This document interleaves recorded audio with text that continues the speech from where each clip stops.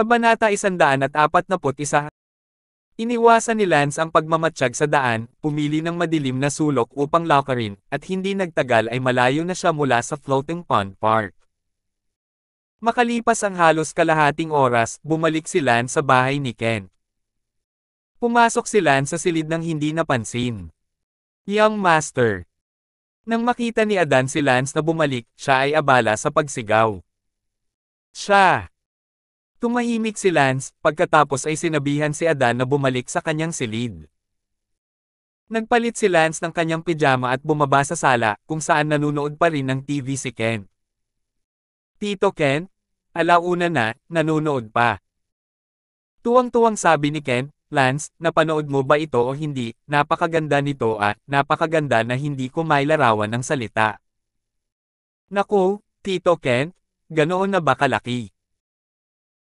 Huwag magpalaki, ang Dark Warrior ay talagang isang malakas na tao, ang Captain Shu na iyon, ay napakalakas din, ngunit sa kasamaang palad, siya ay isang hakbang na mas mahina kaysa sa Dark Warrior, at sa huli, tila hinayaan niya ang One. Talunin ng Dark Warrior escape.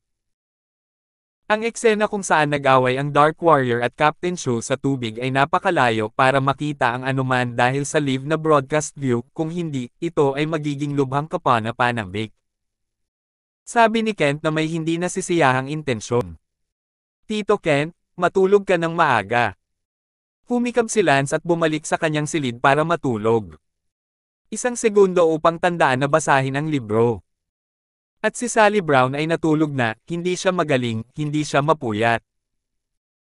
2:00 ng madaling araw, isang taunang Dark Warrior ang tumakbo palayo ng walang bakas, si Miss Elsa Shu din ay kailangang umuwi muna, sobrang bigo. Ang unang bagay na kailangan mong gawin ay tanggalin ang sword hilt na nakakabit sa iyong baywang, at sa isang iglap, ang iyong pantalon ay nadulas, maging ang iyong panty. Pagtingin sa ibaba, ang shrink band ng panty ay naputol na rin at nagkaroon na. Walang pagkalastiko. Umuungol sa galit si Miss Elsa Shu, mula noong bata pa siya, sa unang pagkakataon na siya ay sobrang hinamak at pinutol ang kanyang panty. Mabilis na nakatulog si Lance, tila sa isang iglap, bumalik mula sa isang paunang estado ng Dark Warrior sa Lance. Kinabukasan, ang London City News, ay labis na nagpahayag ng nangyari kagabi, at maging ang foreign news media, ay nagulat din ng ilan dito. Kumain ng almusal si Lance at malayang pinaandar ang kanyang BMW, na nagmaneho sa babae papunta sa klase. Napanood mo ba ang live na broadcast kagabi? Tanong ni Sally.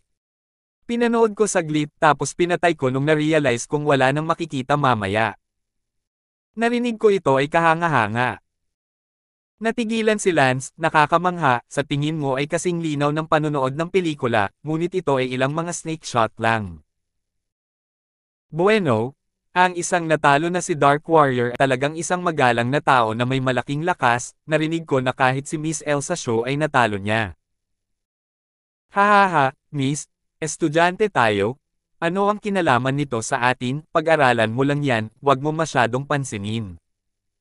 Tumango si Sally Brown. Hindi gusto ni Lance ang kanyang tunay na pagkakakilanlan at masyadong nagsasalita tungkol sa isang pagkatalo. Cherry, isa kang asong babae. Pak! Nang pumasok si Lance sa gate ng paaralan, nagkataon lamang siyang nakakita ng isang batang lalaki na binubugbog ang isang babae sa di kalayuan, at sa hindi malamang dahilan, ang batang lalaki ay mukhang walang pinag-aralan. Wow! Binugbog at napasigaw ang batang babae, hinawakan siya ng batang lalaki sa kanyang buhok hanggang sa susunod na hanay ng mga bisikleta, nagkakalampag. Isang hanay ng mga bisikleta ang natamba, ngunit hindi tumigil ang batang lalaki, at patuloy na sumugod hanggang sa ang ulo ng babae at sipa sa abot ng kanyang makakaya, ginagawa ito ng napakabagsik. Sobra. Nakita ni Sally Brown ang sitwasyon ng galit na galit. Gayunpaman, nang makita ni Sally Brown na walang balak umakyat si Lance upang iligtas siya, hindi niya maiwasang sumimangot, ano ka pa nakatayo dyan, bakit hindi ka umakyat para iligtas ang babaeng iyon? Sabi ni Lance, Miss, it's not my business Ikaw ay isang bisyo na binata, at wala kang pakialam sa isang taong nambugbog sa isang tao sa iyong harapan. Nag-aalala si Sally Brown, lumingon ang kanyang ulo at muling tumingin sa malayo, ang lalaki pagkatapos sipin ang ulo ng babae, at sinipa ang ibabang tiyan ng babae. Lower abdomen kaya wildly kick, ang matris ay madaling makapinsala, hinaharap kawalan ay hindi imposible. Si Sally ay sabik na umiyak, na para bang tinamaan siya nito. Lance, utos ko sa iyo, umakyat ka at alagaan mo ang hamak na iyon. Napabuntong hininga si Sally Brown. Miss, hindi mo ba lagi na lang naisip na masama ako, paano kung sinaktan ko siya ng sobra at napahamak? Ibilang mo ako sa laban sa pagkakataong ito. Nag-aalalang sabi ni Sally. Sige, mabastos ako. Pagkatapos sabihin iyon, sumugod si Lance sa malayong bahagi. Nanlalaban pa rin ang bata at ngayon ay namumulot ng walis para hampasin ang batang babae na bumagsak sa lupa.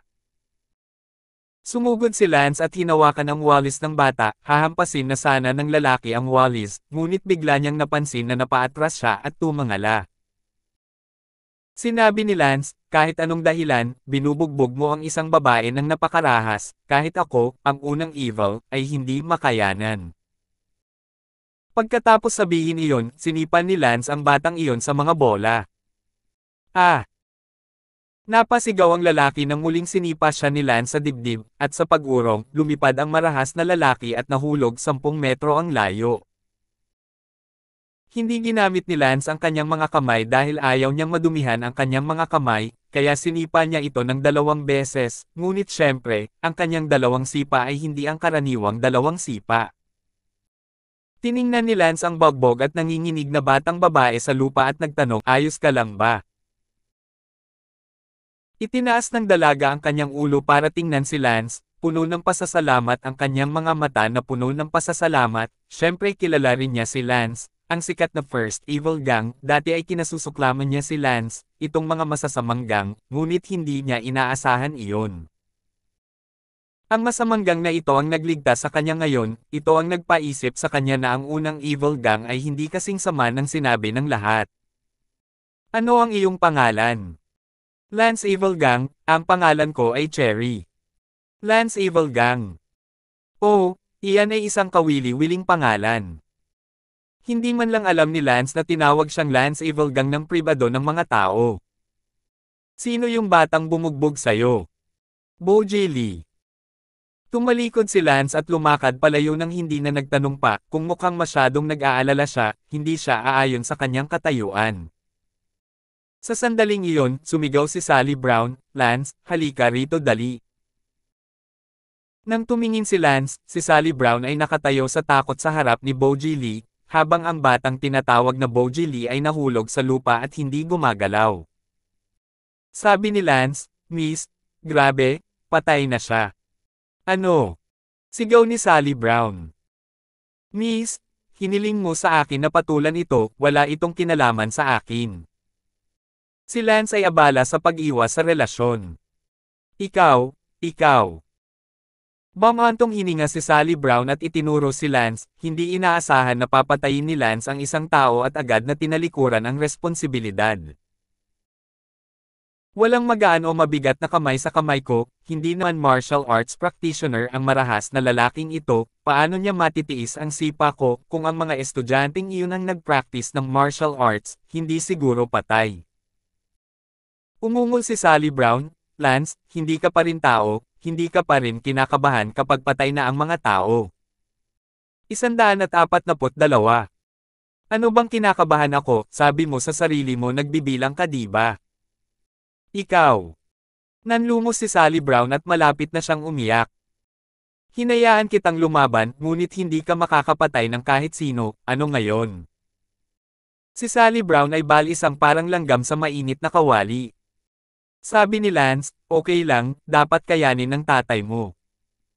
Kasalanan mo ang lahat. Natarante si Sally Brown at inilabas ang kanyang telepono para tumawag. Tumawa si Lance, sige, ginugulo lang kita, paano ako magiging irresponsible? Hindi siya patay, nahimatay lang siya. Sinadya mong magalit sa akin, ha?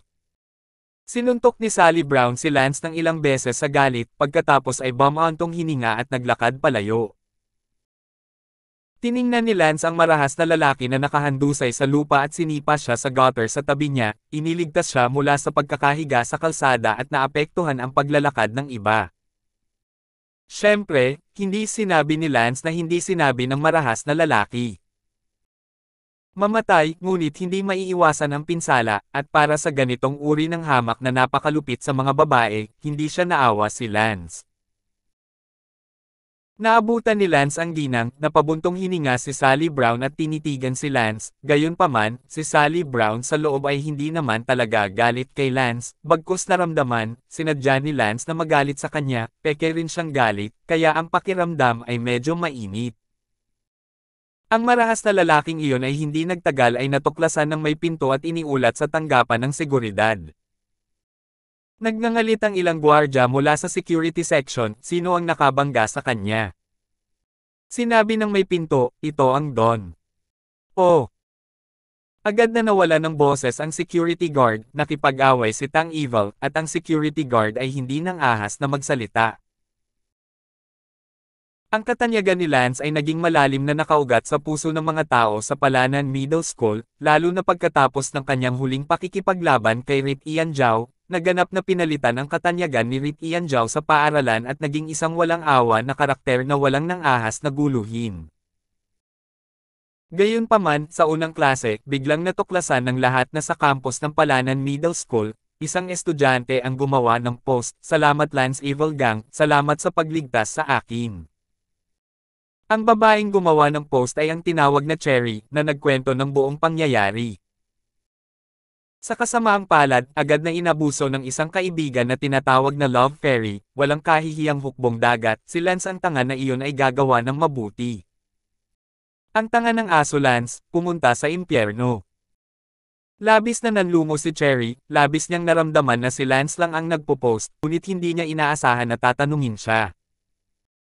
Nilalaro ni Lance ang kanyang telepono kahit na, nang dalhin ni Daylan ang kanyang telepono kay Lance.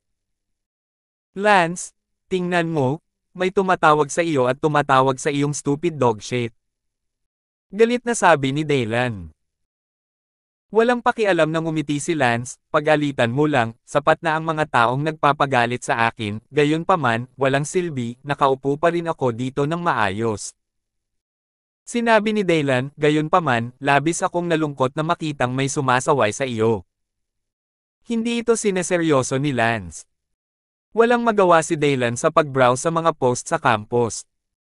Gayunpaman, nang mag-refresh si Daylan, bigla siyang nakakita ng bagong post. Ito ay isa pang post mula sa kaibigang iyon na tinatawag na Love Immortal, atensyon sa mga estudyante, pinalitan ni Lance ang prestihiyo ni Rit Ian Zhao dahil pinasabog niya si Rit Ian Zhao, at malamang na gustong ay-anod ang kanyang pagkakakilanlan kamakailan, sadyang naghahanap ng taong magpo-post na siya ay isang mabuting tao at gumawa ng maraming kwento, kaya huwag maniwala. Huwag maniwala dito, kung mabuting tao si Don, walang masamang tao sa mundo. Dito, binabati ko si Tang Dombi. Tang Dombi, hindi ka ba magaling, hindi ba ikaw ang numero unong masamang tao, halika, kagatin mo ako. Lance, tingnan mo. Bumantong hininga si Daylan at ipinakita ang post kay Lance. Ito na naman ang taong ito ay may sakit. Sabi ni Daylan. Sumimangot si Lance at tumingin sa post. Sa ilalim ng post na ito, mayroong ilang mga tugon. Sinabi ni Night Hitomi, hindi ka ba talaga natatakot sa gulo kung isumpa mo ang unang kasamaan ng ganito? Sinabi ng Earth Governor, ninakaw ba ni Lance ang babae ng may-ari si Lance na ngayon ang numero unong kontrabida na binata na nanag kay Rit Ian Zhao, pambihira ah. Tismi Tedet said, labis akong nag-aalala para sa may-ari ng gusali. Ang kaibigan na tinatawag na Love Fairy ay sumagot, takutan siya ng buhok ng manok, nag-post ako ng hindi nagpapakilala, alam niya kung ano ang bola at, lahat ay may lakas ng loob na i-top up ang post na ito, tingnan ni Tang Dombi, gusto kong makita, Tang Dombi kung ano ang reaksyon, anger. Freak out. Ha ha ha ha. Tara, kagatin mo ako. Inakala ng kaibigang tinawag na Love Fairy na hindi mahanap ni Lance ang kanyang tunay na pagkatao, kaya napakatapang niya. Ang post na ito ay talagang kinuha ng maraming mabubuting tao, at sa ika-4 na sesyon sa umaga, mayroon ng higit sa 3,000 mga tugon. Galit na sinabi ni Dylan, Lance, dapat mong gawin ang tungkol dito. Ang kaibigang ito na tinatawag na Love Fairy ay talagang nakakainis, at hindi mo siya sinaktan, buong akala niyang nag-post siya ng hindi nagpapakilala at hindi mahanap, kaya siya ay napakawalang galang sa iyo. Sinadya niyang hayaan ang lahat na itaas ang post para makita mo ito at makita kung kumusta ka. Hindi nakaimik si Lance, nagtagumpay siya, wala talaga akong magagawa, paano ko malalaman kung sino siya sa napakaraming estudyante sa Palanan Middle School. Kalimutan mo na, Dylan, maging mas bukas palad ng puso, ang ganitong uri ng tao ay nangangahas lamang na magulalas, ako, si Lance, ay hindi nag-abala na kumilos laban sa kanya. Pog! Walang magawa si Dylan at nirefresh muli ang kanyang post, na nagpo-post pa rin ang Love Fairy. Sinabi ng Love Fairy, mga kapwa mag-aaral, hayaan ninyong ikwento ko sa inyo. Kagabi, tinapik ni Lance ang kanyang dibdib at nangako kay Sally Brown na sa pagkakataong ito ay lalampas ako ng 10 segundo, sisirain ko ang tala ng aking buhay. Sa huli, sinabi ni Lance na hindi niya ito magagawa sa ika-6 na segundo. Si Sally Brown ay labis na nabalisa, napakawalang kwenta, hindi kasing husay ng aking ama, hahaha, sabi ng lahat, maganda ba ang kwentong ito? Nang makita ni Dylan ang bagong post na ito, tumindig ang kanyang balahibo sa galit. Lance, kung hindi ka magagalit, kailangan kitang hamakin, pinagalitan ka ng mga tao ng ganito. Ibinigay ni Dylan ang poste kay Lance. Pagkatapos basahin ito, talagang nagalit si Lance. Itong anak na babae, saan ko siya na-provoke, kahit sinisiraan niya ako, sinisiraan niya pa rin si Miss.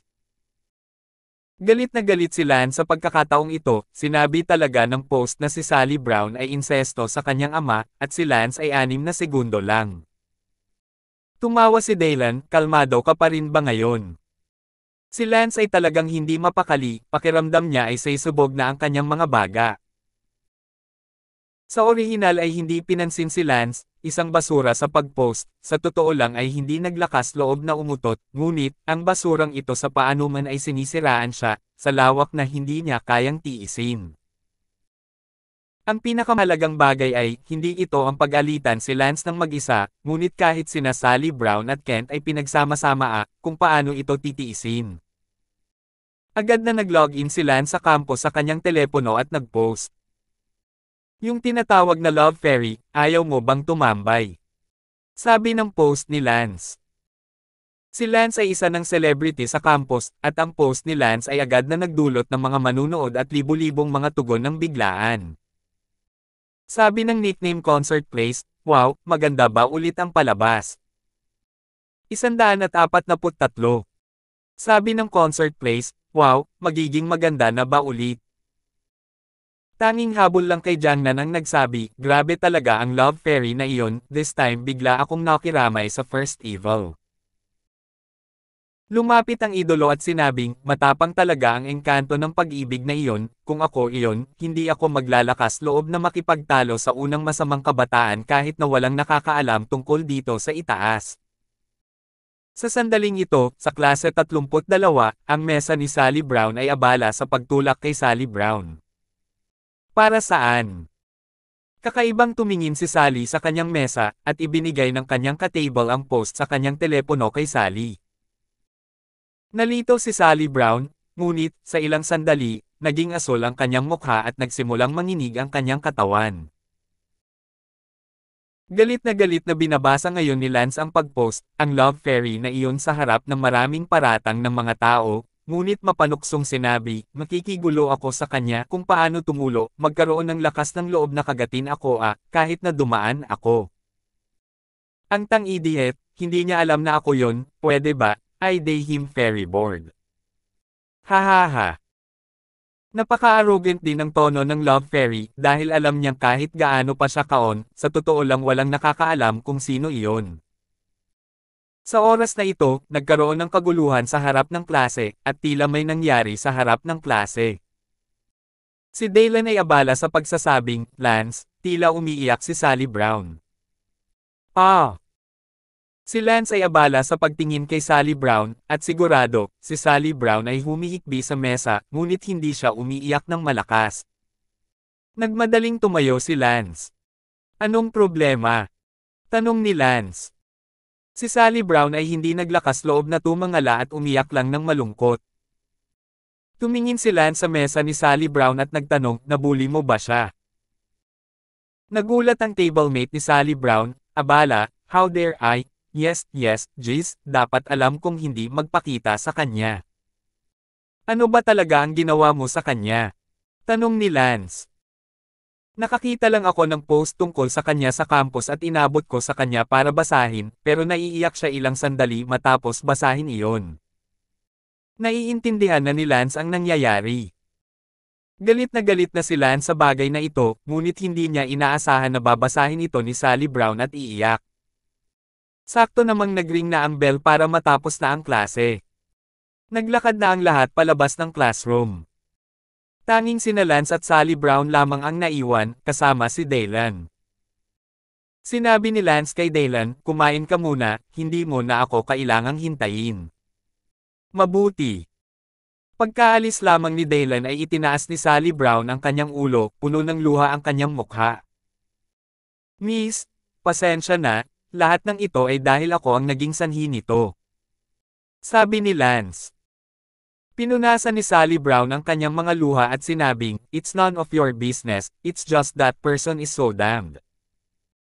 Miss, don't worry, ako na ang bahala sa bagay na ito. Paano mo haharapin, wala kang ideya kung sino siya. Kinuha ni Lance ang kanyang telepono at gumawa ng isa pang post, yung tinatawag na Love Fairy, bibigyan kita ng kalahating oras para tanggalin ang lahat ng post mo na naninira sa akin at mag-post ng paghingi ng tawad, kung hindi, ako, si Lance, ay hindi ka papayagan. Dahan-dahan lang. Pagkatapos mag-post, sinabi ni Lance, sige, miss, sigurado akong tatanggalin kaagad ng taong iyon ang mga post, basta ma-delete ang mga post. Ayos lang, magagalit ka lang sa sarili mo, pero kain na tayo. Manam. Narinig ni Sally Brown ang nakakaaliw na mga salita ni Lance, pakiramdam niya ay lubhang kapaki-pakinabang at mainit. Tanong ni Sally, saan tayo kakain? Karaniwan mong pumupunta kung saan ka pupunta, ngunit sasama ako sa iyo ngayon. Gusto kong pumunta sa cafeteria. Tapos pumunta ka sa cafeteria. Nagpunta sina Lance at Sally Brown sa cafeteria upang kumain. Sa sandaling ito, sa isang fast food restaurant sa labas ng paaralan, isang estudyante ang nag-refresh at nakita ang post ni Lance, at ang batang lalaki na kasama niyang kumakain ay nagsabi, may nasabi na ba si Lance? Sinabi niya sa akin na tanggalin ko ang post ko na sinisiraan siya at mag-post ng paghingi ng tawad o hindi niya ako titigilan, hindi mo masasabing katawa-tawa. Ang lalaking nagsalita ay ang pangalan ng campus ay Love Fairy. Pinayuhan ng batang lalaki na kasama niyang kumakain, nagagalit ang mga tao, dapat mong tanggalin ito ng mabilis at huminto sa naaangkop na oras. That boy a mouthful, bakit ko tatanggalin, sa totoo lang takot nga ako sa kanya, pero online, bakit ako matatakot sa kanya, paglalaroan kita hanggang dulo, hahaha. Pagkatapos sabihin iyon, agad na tumugon ang bata sa post ni Lance, Lance, tatanggalin ko ang post ng mua, hinayaan mong matulog si Sally Brown kasama ko sa loob ng 10 araw at gabi, baka isipin kong tanggalin ang post.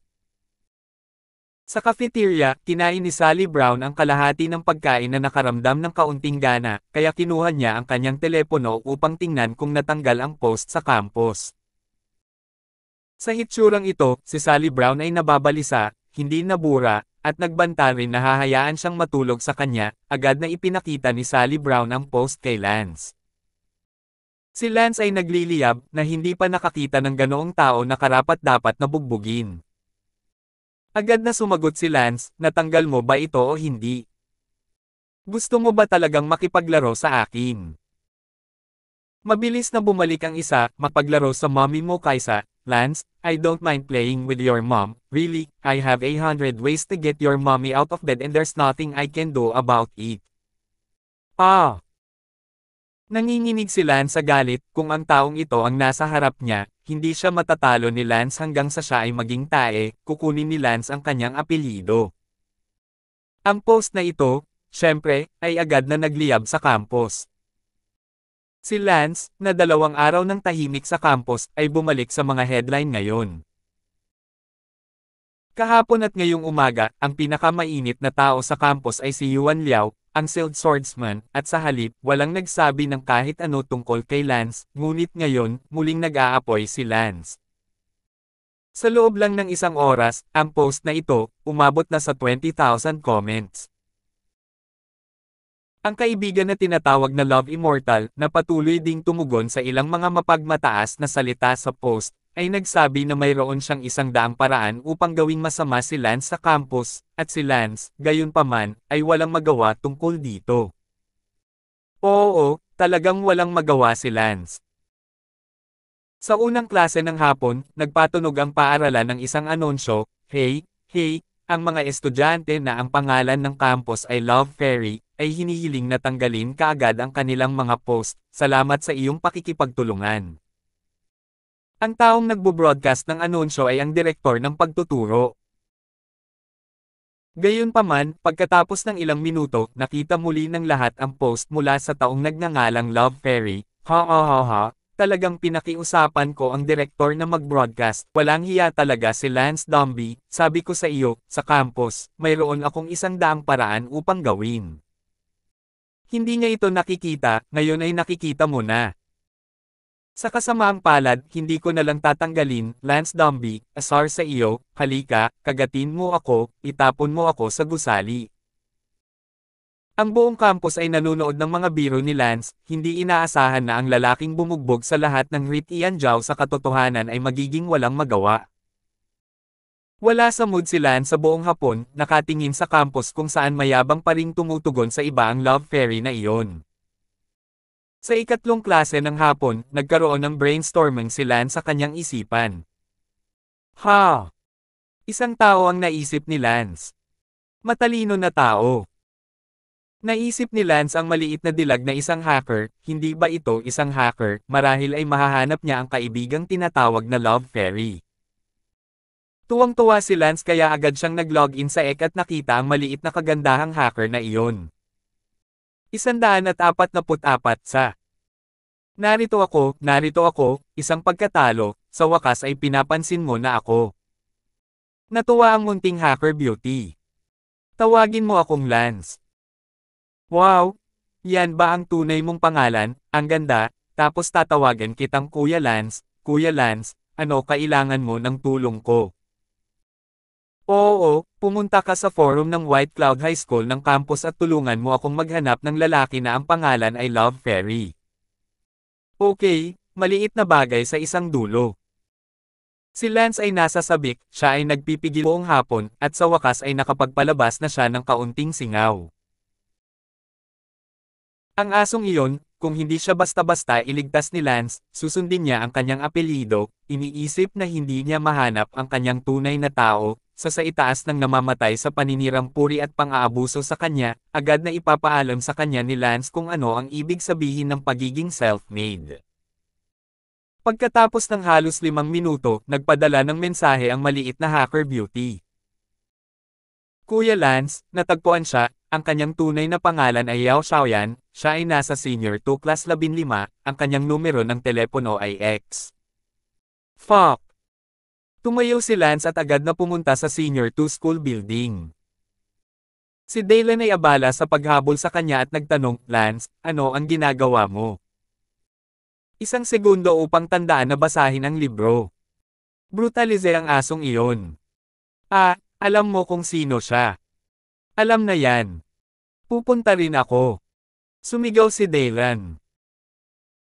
Sa sandaling ito, sa Senior 2 Class 15, ang estudyanteng nagngangalang Yao Xiaoyan ay naglalaro sa kanyang telepono na nakayuko, at sinabi ng kanyang tablemate, Xiaoyan, malapit na itong matapos, nag-aalala ako kung magpapatuloy ka sa ganito, paano kung nalaman niyang ikaw yun? Sumimangot si Yao Xiaoyan, Che, hindi ako nakikilala, nakahanap siya ng buhok ng ibon, nakikibahagi ako sa pakikipaglaro sa kanya hanggang sa dulo. Sa sandaling ito, dumating si Lance sa Senior 2 Class 15. Gayunpaman, nasa klase ang guro. Bang! Sinipa ni Lance ang pinto. Nagulat ang guro na nasa klase, at nang makita niyang si Lance iyon, nawala ang galit niya at nagtanong, Tanggang, anong ginagawa mo? At nang makita ni Yao Xiaoyan si Lance na paparating sa kanyang klase, natarante siya at nagkaroon ng masamang pakiramdam sa kanyang puso, at ang kanyang kamay na nagpo-post ay nanginginig ng hindi sinasadya. Tumayo si Lance sa podium at sumigaw, Yao Xiaoyan, tumayo ka para sa akin. Biglang napatingin ang lahat sa estudyanteng tinatawag na Yao Xiaoyan. Sa sandaling marinig ni Yao Xiaoyan si Lance na sumigaw ng kanyang pangalan, ang kanyang ihi ay biglang lumabas at kumalat sa kanyang pondiya, at ang kanyang katawan ay hindi mapigilan ang panginginig. Natagpuan ni Lance si Yao Xiaoyan ng sabay-sabay ayon sa mga mata ng lahat. Tumingin si Lance kay Yao Xiaoyan, nag-aapoy ang kanyang puso, kaya itong batang ito ang sinisiraan siya. Lumapit si Lance kay Yao Xiaoyan. Ah! Napasigaw si Yao Xiaoyan sa takot, sa sandaling ito, gusto na niyang mamatay, tumingin pa siya sa guro at sumigaw, Guro, iligtas mo ako, Guro, iligtas mo ako. Gayunpaman, hindi gumalaw ang gurong iyon, ang kabilang partido ay si Lance, ayaw niyang mamatay para pigilan si Lance.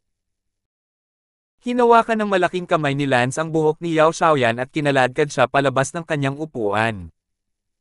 Si Dylan ay abala sa pagkuha ng kanyang mobile phone para mag-film. Kinaladkad ni Lance si Yao Xiaoyan sa gilid ng podium.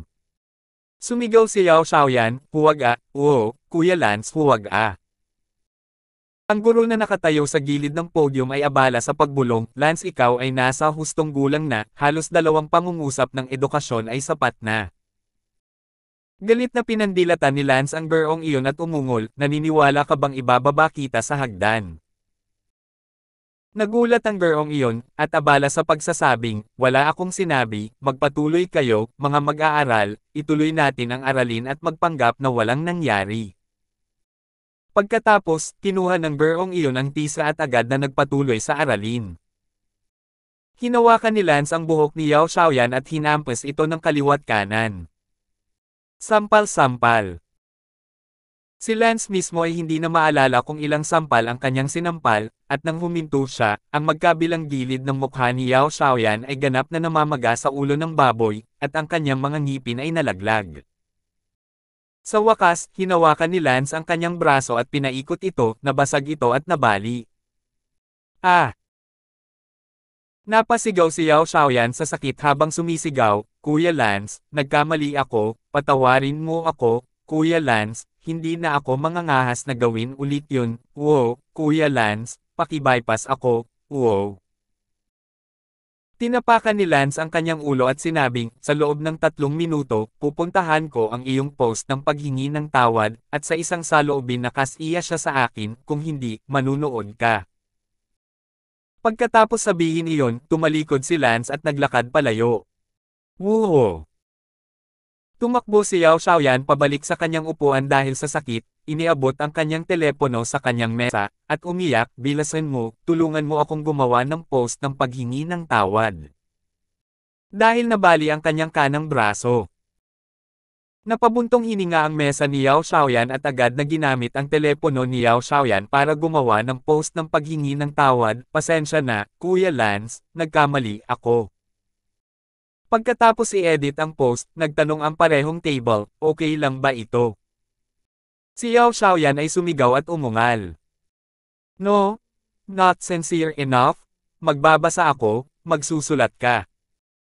Paumanhin, Kuya Lance, pasensya na, Sally Brown, nagkamali ako si Yao Xiaoyan ay isang puta. Ako ay mura, ako ay walang hiya, hindi ako tao, ako ay isang hayop, ako ay isang asong babae, ako ay isang pagong. Ang parehong mesa ay abala sa pagsimangot, Xiaoyan, hindi na kailangang maging malupit. Umiyak si Yao Xiaoyan, hindi sapat na malupit. Ako ay isang asong babae, ako ang iyong apo, mangyaring itaas ang iyong mga kamay at iligtas ako. Ang parehong talahan na yan ay natapos na i-edit ang post na ito para sa kanya ng salita para sa salita, at pagkatapos ay agad itong ipinadala.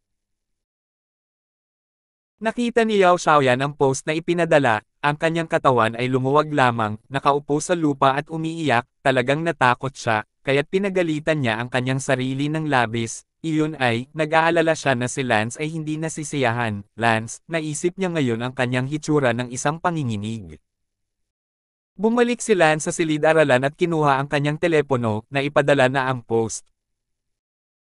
Natawa si Dylan, ang astig, ang asong ito. Tingnan mo kung gaano kayabang dati, makita kang totoong tao, bago ka gumawa ng anuman para mabasa ang iyong pantalon, hahaha. Sabi ni Lance, ibigay mo sa akin ang video na kakakuha mo lang. Mabuti. Ipinakita ni Lance ang video kay Sally Brown. Miss, satisfied ka na ba this time? Matapos basahin ito, napakagaan din ng loob ni Sally Brown, at tumingin kay Lance na may maamong mga mata at sinabing, salamat. Sige, buti na lang gamaan ang loob mo. Hindi nagtagal, nagkaroon ng maraming pasabog na post sa campus, na lahat ay mga video pati na rin ang mga larawan ng brutal na pambubugbog na natanggap ni Yao Xiaoyan. Ang bawat tao'y may malamig na panunuya, nasaan ang mayabang na diwata ng pag-ibig noon, matagal nang sinabi, napakahigpit niya, magiging isang malaking bagay. Sa sandaling ito sa London City, isang bahay, Yuan Liao mukha ay namamaga pa rin, kagabi sa pamamagitan ng isang pagkatalo Dark Warrior pinalo 2 slaps, pamamaga sa ngayon ay hindi pa bumaba. Si Yuan Liao ay palaging may apoy sa kanyang puso, gusto niyang tumulong sa pulisya na arestuhin ang Dark Warrior, kahit man lang magkaroon ng ilang sparring session sa Dark Warrior, para magkaroon siya ng kaunting mukha sa paaralan. Bilang resulta, ang masamang Dark Warrior, binagsakan ng 2 daliri ang kanyang espada at sinampal siya ng 2 beses, sinabi sa publiko na dapat siyang umuwi at kumain ng mas maraming gatas bago bumalik. Ang insidenteng ito ay naging katatawanan ng buong lungsod ng London, nagdudulot din ng kahihiyan sa kanyang mga magulang. 145. Hindi lang siya bad mood ngayon, pati parents niya bad mood din. Fuck! Galit na saway ni Yuan. Sa oras na ito, dumating ang isa sa mga mabalahibong anak ni Yuan Liao. Ang pangalan niya ay Wu Gangjia, siya ay isang dod na nakatira sa hindi kalayuan, ang ama ni Wu Gangjia ay ang gulugad din ni Feng Yuntang. Yuan, kumusta ka na? Naglakad si Wu Gangjia papasok sa bahay ni Yuan Liao, nakita ko lang ang isang matabang lalaki na may namamaga ang mukha na nakaupo sa loob. Sabay sigaw ni Wu Gangjia. Bakit sa bahay ng kaibigan ko? Nang tumangala si Yuan Liao at nakitang hindi man lang siya nakilala ni Wu Gangjia, nag-apoy siya at itinaas ang kanyang paa at sinipa si Wu Gangjia, nagmumura habang sinasabi niya, sisipain kita hanggang sa mamatay ka. Walang pakialam, hindi mo man lang ako kilala. Gayunpaman, hindi inaasahan na biglang mag-spray si Wu Gangjia. Anti-pervert spray. Namilog ang mga mata ni Yuan Liao, at napasigaw siya sa sakit. Hindi alam ni Wu Gangjia ang martial arts, at nang makita ang matabang lalaking ito, talagang naglakas loob siyang salakayin siya, at itinaas ang isang sipa at sinipa ang pandiya ni Yuan Liao. Muling tumili si Yuan Liao. Sa oras na ito, lumabas ang ina ni Yuan Liao. Wu Gangjia, anong ginagawa mo? Tita, sinubukan akong hampasin ng taong grasa na ito. Anong matabang bata o hindi mataba, anak ko siya. Kailan ka pa nagkaroon ng extra bastard anak? Alam ba ito ni Uncle Liao? How dare you lead it to your home? Pangunahan ka siya si Yuan Liao. Si Wu Gangjia ay abala sa pagsilip ng malapitan, at talagang kamukha niya si Yuan Liao. Gar Yuan, ikaw talaga Paano ka naging ganito? Pinunasan ni Yuan Liao ang kanyang mga mata ng tubig at pagkatapos ay pinandilatan si Wu Gangjia. Si Wu Gangjia ay abala sa paghingi ng tawad at ang ina ni Yuan Liao ay abala sa pagsisikap na akitin siya, kaya si Wu Gangjia ay hindi nabugbog ni Yuan Liao. Yuan, I'm sorry. Hindi ko talaga alam na ikaw pala, bakit ganito ang mukha mo? Bumantong hininga ang nanay ni Yuan Liao. Kagabi, 2 beses akong nasample ng pagkatalo ng Dark Warrior. Noong mga oras na iyon, medyo namamaga lang ang mukha ko, pero hindi ko inaasahan na pagkabalik ko, mas lalong lumalim ang mukha ko. Namamaga, at ngayon namamaga ang buong mukha ko na parang bola. Sinabi ni Wu Gangjia, "Tita, pasensya na, hindi ko sinasadyang patulan si Yuan." Ayos lang, hindi mo rin sinasadya, sino ba ang nagpabukol sa mukha ni Yuan ng ganito? Nga pala, ano ang naspray mo kay Yuan? Tanong ng ina ni Yuan Liao. Inilabas ni Wu Gangjia ang spray at sinabing, "Anti-pervert spray, bestseller ito sa commissary ng school namin, maraming babae sa school ang gumagamit nito, bumili din ako ng bote in passing para masaya, hindi ko inaasahan na ganun pala." Magiging kapaki-pakinabang talaga. Nang marinig ni Yuan Liao na sinabi niya na may gamit ito, bigla niyang pinandilatan si Wu Gangjia. Anti-pervert spray. Isang bestseller. Nagdududang sabi ng ina ni Yuan Liao. Oo, ito ay isang kailangang-kailangan na bagay na espesyal na ginamit para pigilan si Lance na pumunta sa banyo ng mga babae. Lance, dapat mong malaman, ito ang numero 1 kontrabida sa Palanan Middle School. Binugbog pa niya si Rit Ianzhao 2 araw na ang nakalipas. Ngayon, si Rit Ianzhao ay walang kahit anong momentum sa paaralan. Pakiramdam ko ay nasasakal ako para kay Rit Ian.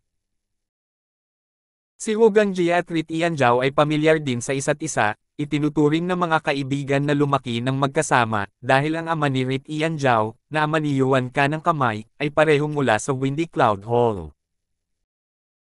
Bumantong hininga ang ina ni Yuan Liao, narinig ko rin ang tungkol sa taong ito. Lance, sige, mag-usap kayo, magluluto ako, si Quentin Zhao at ilang iba pa ay pupunta sa bahay para sa hapunan ngayong gabi. Dito. Nang magkasamang pumasok si Rit Ianzhao at ang kanyang ama, si Quentin Zhao, at ang ama ni Yuan Liao, si Liao Buffalo, at ilang iba pang lalaki. Nakita ni Rit Ianzhao si Yuan Liao, na ang mukha ay namamaga na parang bola, halos hindi na napigilan ang kanyang pagtawa. Hayaan kang magpanggap kaysa makuha ang pagkatalo ng Dark Warrior, ngayon alam na ito kaysa sa pagkukunwari ay hindi. Nakita ni Rit Ianzhao si Yuan Liao na ganito ang hitsura, sa loob ay napakasaya, dahil kadalasan si Yuan Liao sa harap nila ay napakahigpit. Yuan, okay ka lang ba? Pumunta ako para makita ka, heck the bit of Dark Warrior, hindi pa tapos si Rit Ianzhao sa kanya, pero binugbog kanya ng ganito. Sabi ni Rit Ianzhao kay Yuan Liao. Ngumuso si Yuan Liao, okay, huwag kang magpakunwari dito. Ngumiti si Rit Ianzhao at tumingin kay Wu Gangjia, nakangiti, Wu Gangjia, napakabilis mong nakarating. Sinabi ni Wu Gangjia, pumunta ako bago matapos ang klase, gusto kong hanapin si Yuan para pag-usapan ang isang bagay, isa sa mga nakababatang kapatid ko, ay binugbog. Tanong ni Rit Ianzhao, sino ang binugbog? Mahahanap mo ako para dito, ako man lang ang unang baliw, makakatulong pa ako sa kaunting tulong na ito. Umiling si Wu Gangjia, hindi mo kasi ako matutulungan, kaya gusto kong pumunta kay Yuan, hindi ko akalain na si Yuan na mismo ang magiging miserable, nahihiya akong banggitin. Sumimangot si Yuan Liao, ano ang direktang sasabihin? Bagamat natalo siya ng isang pagkatalo, hindi ito nangangahulugan na wala na siyang lakas. Sinabi ni Rit Ianzhao, Wu Gangjia, kilala mo si Yuan, hindi siya normal na lumalaban, kaya mas mabuting hanapin mo ako. Ngumiti si Wu Gangjia, kaninang umaga ang isa sa aking maliliit na kapatid, si Bo Ji ay binugbog ni Lance. Rit Ian, hindi ko hinahanap ang iyong tulong, ngunit hindi mo talaga ako matutulungan, ikaw mismo ang nabugbog ni Lance. Si Rit Ianzhao ay hindi komportable at galit. Kaya, kailangan kong hanapin si Goan. Nakaramdam ng kaunting pinsala sa mukha si Rit Ian Zhao at ikinuyom niya ang kanyang mga kamao, naaalala si Lance ng napakalungkot. Si Yuan Liao ay nasa masamang mood ngayon, at ngayon, nang marinig ang pangalan ni Lance, ang kanyang puso ay mabangis. Lance. Oo, Guan? Binugbog ni Lance ang isa sa mga nakababatang kapatid ko ng walang dahilan. Ang momentum ni Lance sa paaralan ngayon, sigurado akong alam mo ang tungkol dito, ito lang ang mundo niya. Kahit si Ritian ay nilinis niya, natatakot ako na walang makakapagparusa sa kanya maliban sa iyo. Sinabi ni Ritian Zhao, sa kasamaang palad, walang pakialam si Guan na kumilos laban sa isang taong kasing baba ni Lance. Tumingin si Yuan Liao kay Ritian Zhao, na ikuyom ang magkabilang kamao at sinabing, Mali, wala akong mapaglabasan ng galit, at sa mukha na nawala sa akin kagabi, natatakot ako na sa paaralan, ang reputasyon ko bilang silang swordsman ay napailing. Sa tamang panahon, kailangan ko ng pagpatay para bigyan ng babala ang unggoy, para maibalik ang prestihiyo ko sa paaralan. At si Lance, na pinakamainit na karakter sa paaralan sa mga araw na ito, ay tamang-tama para sa akin na hampasin. Tuwang-tuwang sinabi ni Wu Gangjie, Great, Yuan, napakahusay na handa kang gawin ito. Nanlamig ang mukha ni Yuan Liao at nagutos, Wu Gangjie, pumunta sa campus at gumawa ng post para sa akin. Sabihin sa lahat na sa susunod na Lunes, lilinisin ko si Lance, at matatapos na ang mga kaakit-akit na araw ni Lance sa paaralan. Okay, pero bakit kailangan mo pang mag-post? Hindi ba sa kanya iyon in advance? Paano kung malaman niya at sadyang iwasan ka? Naguguluhan si Wu Gangjie. Ngumuso si Yuan Liao, ano ang alam mo, ito ang tinatawag na momentum building. Tinatanggal ko na ngayon ang aking prestihiyo, at kailangan ko ng isang malaking kaganapan upang maibalik ang aking prestihiyo. Sa kasamaang palad, tinatalo ko ang una at pangalawang lugar ng mga ekspertong henyo. Hindi ko talaga kaya, silang dalawa ay sadyang perwisyo sa lakas.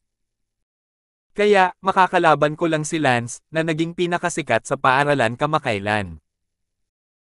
Ay mas malaki pa kaysa sa huling beses na nakipagduel si Rit Ian Zhao sa kanya, pagkatapos ay maibabalik ko rin ang aking prestihiyo sa paaralan. 146. Well, trust me, this area is my strong suit. Sabi ni Wu Gangjie sabay kabog ng dibdib. Agad na binuksan ni Wu Gangjie ang campus at nakita kaagad ang isang post na may mahigit 30,000 na tugon, at nang buksan niya ito ang parehong post kung saan brutal na binugbog ni Lance si Yao Xiaoyan. Yuan, tingnan mo, si Lance ay naging headline na naman sa campus ngayon, ito ay isang video ng kanyang brutal na pambubugbog sa isang estudyante ngayong hapon. Naklik ito ni Yuan Liao na bumukas, sigurado, si Lance ay mapagpanggap, kinaladkad niya palabas ang estudyanteng tinatawag na Yao Xiaoyan, hinawakan siya sa buhok. Umungol si Yuan Liao, Lance? Oo nga, napakagaling niyang magpanggap, sa kasamaang palad, matatapos na ang kanyang magagandang araw. Tumayo si Rit Ian Zhao sa gilid ng walang sinasabi, ngunit lubos niyang inabangan ang araw na ito sa susunod na linggo. Sa sandaling ito, 4 o 5 matatanda, kabilang ang ama ni Yuan, ang ama ni Rit Ian Zhao, at ang ama ni Wu Gangjie, ay nag-uusap ng isang mahalagang bagay sa kabilang panig ng sala. Ang ama ni Yuan Liao, si Shelton Liao, ay nagsabi, nakita ninyong lahat, ang aking anak, si Jiayuan, kung gaano kalaki ang mukha niya ngayon, talagang nagsisisi ako na hindi ako pumunta sa eksena kagabi upang tumulong sa pulisya. Si Shelton Liao, bilang pangatlong hallmaster ng Fangyun Hall, natural na hindi mababawasan ang kanyang lakas. Sa sandaling ito, sa bahay ni Ken. Sa damuhan sa likod ng bilya, tinuturuan ni Lance si Daylan kung paano magsanay ng martial arts, at si Sally Brown ay nakaupo sa tabi niya, nanunood gamit ang kanyang mga hasang na interesado. Tandaan ang URL. Konsyo 8. Net. Dapat tuwid ang mga binti, tuwid ang baywang. Malakas na sinabi ni Lance kay Daylan na ang noo ay patuloy na pinagpapawisan. Sige, magpahinga ka na. Sabi ni Lance. Sa sandaling iyon, agad na dinala ni Sally Brown ang isang tasa ng tsaa kay Lance. Miss, ang sarap mong dalhan ako ng tsaa. Ngumiti si Lance hihihi. Ikaw ang aking personal na bodyguard, mahalaga ako sa iyo tulad ng pag-aalaga ko sa aking mga nasasakupan, kaya't huwag mong isipin ito sa maling paraan. Sabi ni Sally Brown na medyo namula sa kanyang magandang mukha at pagkatapos na natiling nakatingin sa gilid.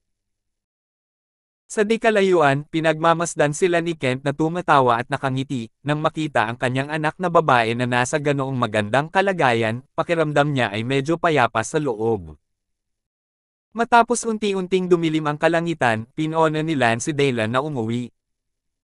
Si Lance ay naligo, pagkatapos ay bumaba para kumain ng hapunan. Sa hapagkainan, nagtanong si Kent, Lance, ano ang gagawin mo bukas, sa katapusan ng linggo pagkatapos bukas? Umiling si Lance, hindi ko alam, hindi ko pa napag-iisipan, mayroon bang anumang ayos si Uncle Ken?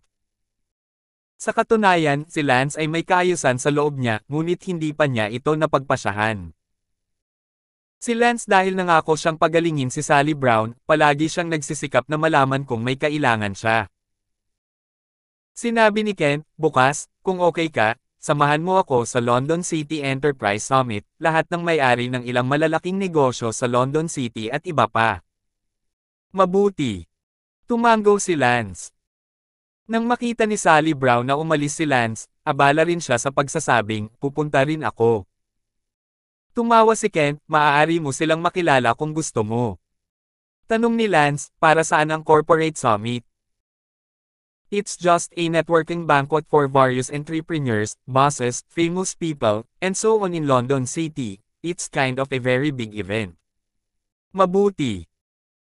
Tila naintindihan ni Lance kung bakit siya inimbitahan ni Kent, dahil ang lugar na iyon ay puno ng mga negosyante at mga boss, at hindi maiiwasang magkaroon ng kompetisyon sa pag-akyat.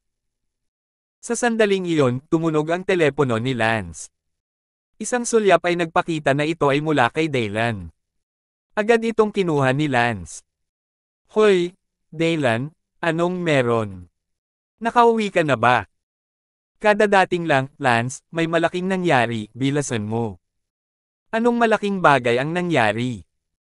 Nagsalubong ang mga kilay ni Lance. Sa sandaling marinig ito ni Kent at Sally Brown, kinakabahan din silang tumingin kay Lance. Sinabi ni Daylan, pumunta ka sa campus at tingnan mo, sige, ibababa ko na ang tawag at maliligo. Oh! Pagkababa ng telepono, si Kent ay abala sa pagtatanong, Lance, ano ang malaking bagay? Natarante rin si Lance, hindi ko maintindihan, sinabi sa akin ni Daylan na pumunta ako sa campus para makita ko ito. Agad na kinuha ni Sally Brown ang telepono sa kanyang mesa at pumasok sa campus. Agad na nahadjap ng mata niya ang isang post. Binasa ito ni Sally Brown, mga kapwa mag-aaral, ako si silang swordsman na si Yuan, may ipinapahayag ako, sa susunod na Lunes, ibibitin ko si Lance, pakisabi sa mga estudyanteng nakakakita nito na sabihin sa isa't isa na sabihin kay Lance na maging handa. Para bitihin ko. Napakaikli ng nilalaman ng post, isang pangungusap lang ito, ngunit abot langit ang post. Ito ay aktwal na umabot ng higit sa 40,000 komento, sa walang ibang dahilan kundi ang katotohanan na si Palanan High School, ang ikatlong pinakamalakas na eksperto sa henyo, na kilala bilang silang swordsman, Yuan, ay bibitayin si Lance sa susunod na Lunes. Ang forum ay sumabog. Sinabi ni Playnima, ano ang nangyayari? Bakit biglang ibinalita ng feudal na eskrimador na bibitayin niya si Lance sa susunod na Lunes? Iniisip ng inertia na nagsasabing, posible bang masyadong mahigpit ang Don upang maging sanhi ng kawalang kasiyahan ng feudal na eskrimador?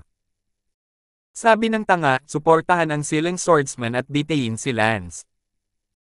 Sinabi ni Ebat Ian, ipaglaban mo, labanan mo, gusto kong panoorin ang saya.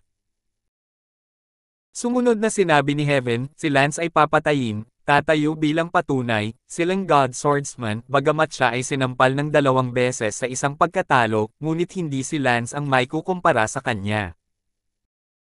Hindi na magaan na insenso ng lamok ang nagsabi, ang pagkakakilanlan ni Yuan Liao, paglalaroan hanggang mamatay si Lance. Tiningnan ni Kent si Lance na kinakabahan. Lance, bakit nangyayari ito, bakit ka binugbog ni Yuan A? Nasaktan mo ba siya kung saan? Kinabahan din si Sally Brown tungkol kay Lance. Si Lance, gayunpaman, ay may isang uri ng galit sa loob sa sandaling ito, bakit ang lahat ay nagustuhang pukawin siya, at ngayon dinala pa niya ang mga bagay sa paaralan sa kanyang tahanan, labis na hindi nagustuhan ito ni Lance. Tito Ken, huwag kang mag-alala, ayos lang. Sinabi ni Ken, paano ako hindi mag-aalala, na si Yuan Liao, kahit nakilala ko siya ay anak ng ikatlong master ng Wind Cloud Hall, si Shelton Liao. Bukod pa, itong Yuan Liao ay isa ng kapansin-pansin figure sa paaralan. Nagulat si Lance, hindi niya inaasahan na si Yuan ang anak ng pangatlong Hallmaster ng Wind Cloud Hall, medyo background iyon. Galit na galit si Lance, wala akong pakialam kung kaninong anak siya, walang silbi na maging anak ng hari ng langit. Sinabi ni Sally Brown, kung gayon, ano ngayon? Mukhang hindi mo siya nasaktan, hindi ba, kaya bakit bigla mong ibinalita na ikaw ay nabitin? Nang marinig ni Lance ang salitang nakabitin, labis itong nagalit, talagang naglakas loob na gamitin ang salitang nakabitin sa kanya. Lance A. Hoff? Sino ang nagbitay na? Hindi pa tiyak? Miss huwag mag-alala, well, kumain, huwag pakialam sa mga umut-o na ito. Si Sally Brown bagamat sinabi niyang may tiwala siya kay Lance, ngunit hindi maiwasang mag-alala ang kanyang puso, paano kung hindi matalo ni Lance si Yuan Liao? Kung tutusin, si Yuan Liao ay isang sealed swordsman at, sa White Cloud High School, hindi ito isang ilusyon na pangalan, na sinabi ni Yuan Liao kagabi nang harapin niya ang pagkatalo ng Dark Warrior. 148. Pagkatapos ng hapunan, umupo si Lance at naghanda para manood ng TV. Sa sandaling iyon, sumigaw si Sally Brown, Lance, halika sa aking silid. Para saan? Magpaganda ng mga klase. Nanlumo si Lance. Walang make-up. Tumanggi si Lance, naiinip na siya sa paaralan sa maghapon, ngunit bumabalik pa rin siya sa gabi upang ayusin ang mga klase, may sakit. Sally Brown grievously pouted, Lance ay hindi nakinig sa kanyang mga salita, biglang isang maliit na nalulumbay, mula sa side reaction Lance puso hindi ang kanyang posisyon, ang isang tao sullenly bumalik sa silid. Pagkalipas lamang ng 10:30 nang humiga si Lance upang magpahinga. Matapos mahiga, inilabas ni Lance ang kanyang mobile phone para maglaro. Sa mundong ito, dahan-dahan ding natutong matulog si Lance bago humiga sa kama para maglaro ng mobile phone. Binuksan ni Lance ang campus, na post ni Yuan, ang bilang ng mga komento ay diretso hanggang 60,000. Sa sandaling ito, sa bahay ni Yuan, nakatanggap siya ng tawag sa telepono mula sa isang taong pangalawang lugar sa Genius Master List ng Palanan High School. Ang taong ito na pangalawang pwesto sa Genius Master List ay tinawag na Fang Shu, at nabalitaan ko na siya ay personal na alagad ng isang dalubhasa. Si Yuan Liao ay hindi katugma sa Fang Shu na ito, kung hindi ay gusto ni Yuan Liao na pumalit sa kanyang lugar sa rangkang. Isang segundo upang tandaan na basahin ang libro. Gayunpaman, biglang tinawagan ni Fang Shu si Yuan Liao, na nagulat at biglang sumagot. Hoy, Fang Shu? Bakit bigla mo akong tinawag? Tandaan mo wala tayong ganoong kagandang relasyon, di ba? Sabi ni Yuan Liao na itong si Fang Shu na ito ay hindi madalas makita sa paaralan dahil tutok siya sa martial arts at pagbabasa. Hindi na niya pinagtutuunan ng pansin ang mga pagsusulit, kaya madalas na lumiliban si Fang Shu sa paaralan.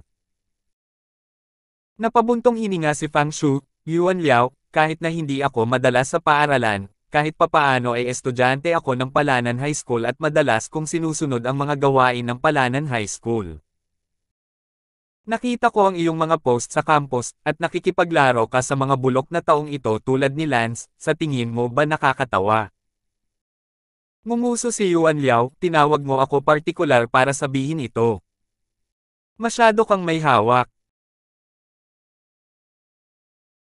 Sinabi ni Fang Shu, Yuan Liao, Noong una ay nagkaroon ako ng kaunting paggalang sa iyo, pagkatapos ng lahat, ikaw ay White Cloud High School, listahan ng mga eksperto sa henyo, ikatlo lamang pagkatapos ko, tinatrato kita bilang isang taong kapantay ko, pero hindi ko akalain na napakababa mo pala na nasangkot ka sa mga bulok na tao sa school na yung tulad ng mga masasamang baliw na yan, yung image mo, agad na nahila pababa, sabay pinaramdam din sa akin na yung image ko din, hinaila pababa ng ikaw.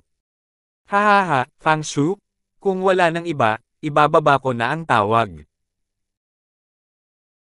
Sa wakas ay sinabi ni Fang Shu, Yuan Liao, huwag mong isipin na hindi ko alam na ikaw mismo ay binugbog ng Dark Warrior, gusto mo lang ilabas ang iyong galit kay Lance at makamit ang iyong pagpapanumbalak ng iyong prestihiyo sa paaralan, tandaan, mula sa sandaling ito, naging basura ka na sa puso ko, tulad ng stream ni Lance Rit Ian Zhao. Sabi ni Fang Shu at ibinaba ang tawag. Yuan Liao cursed at the phone, bless you, strength stronger than me is great if it were someone else, lakas ng loob na kausapin ako ng ganyan, sipain kita hanggang mamatay. Gayunpaman, kung gusto talaga nilang lumaban, hindi sila kalaban ni Fang Shu. Gayunpaman, nagpasya pa rin si Yuan Liao na bitayin si Lance sa susunod na Lunes, dahil kailangan niyang ibalik ang kanyang prestihiyo sa mata ng lahat ng mga estudyante sa paaralan sa pamamagitan ng pagbibigti kay Lance. Ay sinampal sa ulo ng baboy ng 2 beses sa pamamagitan ng isang pagkatalo ng Dark Warrior. Kinabukasan, pagkatapos ng almusal, umalis si Kent sa kanyang tahanan kasama sina Sally Brown at Lance at nagtungo sa lugar ng London City Summit. Ang lugar kung saan ginanap ang summit ay sa isang 5-star hotel, at ito ay nasa tabi din ng London Lake, kung saan maraming cruise ship at maraming nakabikini na dilag na nakatambay sa kanila. Ang pakiramdam ng isang engranding sea and sky feast ay talagang napaka-engrandi. Sa pasukan ng hotel, mayroong isang sign-in table, at pagkatapos mag-sign in ni Kent Brown, pinangunahan niya sina Lance at Sally Brown papasok sa hotel.